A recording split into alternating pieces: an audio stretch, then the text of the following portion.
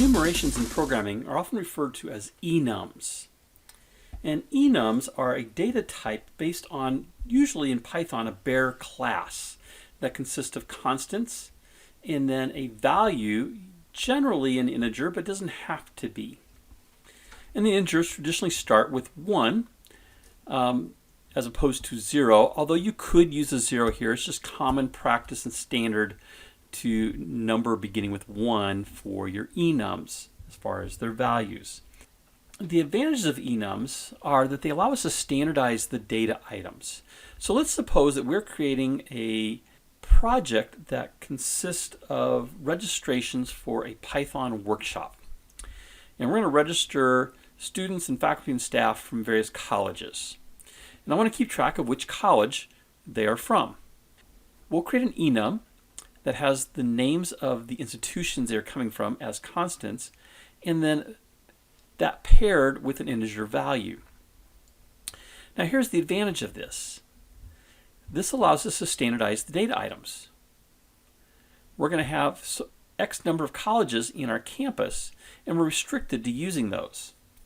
So this can provide clarity to our code and make it easier for us to maintain.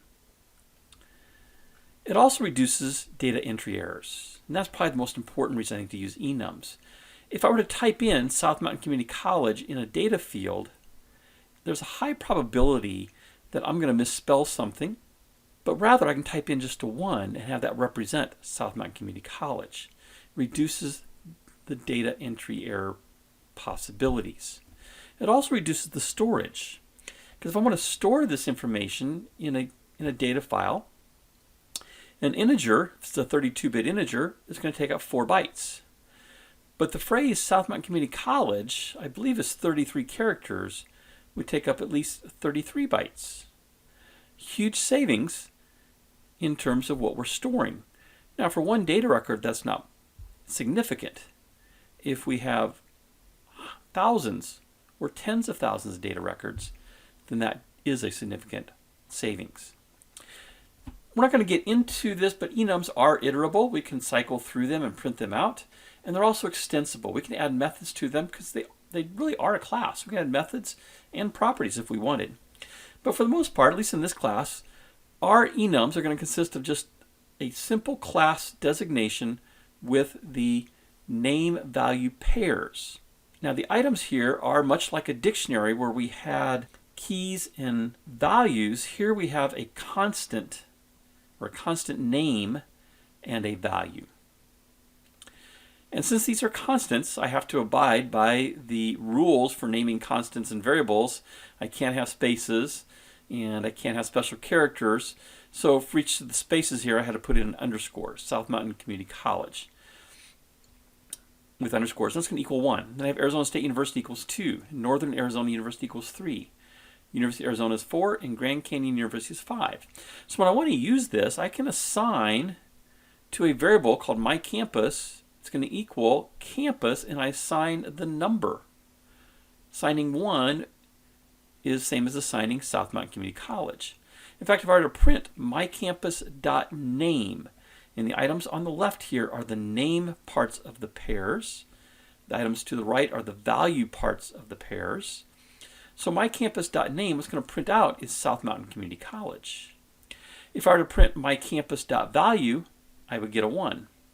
And if I just printed mycampus, it's going to give me the class designation and the dot notation of the constant. So it would be campus.South Mountain Community College. We'll see this later when we start using colors. When we get into tkinter, we'll have color.red and color.blue. Those are enums. So let me just say one thing about this from enum import enum statement, because I don't think we've looked at that previously in the course. We've imported items. When we've imported items, we've imported a library. And here I'm importing the enum, or from the enum library, I'm importing the enum class. And so campus is going to be a subclass of the enum class. Now, I could do that a little bit differently. I could have done as we've done in the past, just import enum, but then in class campus, we need to say enum, our library, dot in the name of the class, enum.